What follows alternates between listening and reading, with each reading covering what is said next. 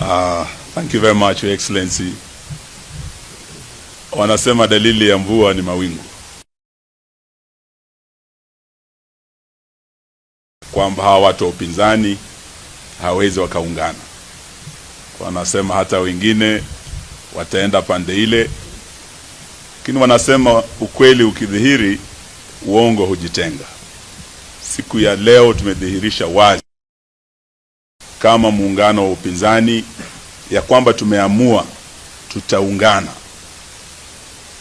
na yale tumefanya siku ya leo kule Magarini, yale tulifanya kule Mbere, na yale tumefanya Malava na hata Narok, inaonyesha wazi ya kwamba we are serious about our unity. Unity is not an option, it is really an imperative. It is the most lethal weapon in our arsenal as the only hope of the people of Kenya to change this failed regime with its failed policies. And for this, we are ready to sacrifice, each one of us and all of us.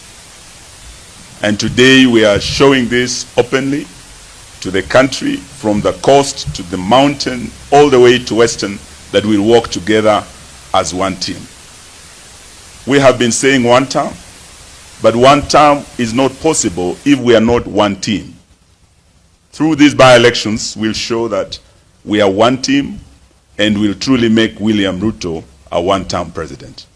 So yangu ni kuwashukuru, na kwa njia ya kipekee kwa niaba ya chama chetu cha DAP Kenya, nishukuru party leader wa DCP, His Excellency Rigathi Gachagua, with his very able deputy, my brother Cleo Malala, and to thank my learned friend Wakili Edgar Busiega, who made a great sacrifice in stepping down for his brother Seth Panyako.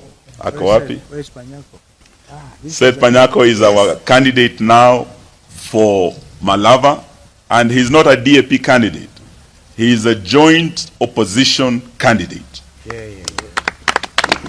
And this has been possible because of the leadership of His Excellency Rigathi Gachagua and his DCP party. We are truly, truly grateful. We are also grateful to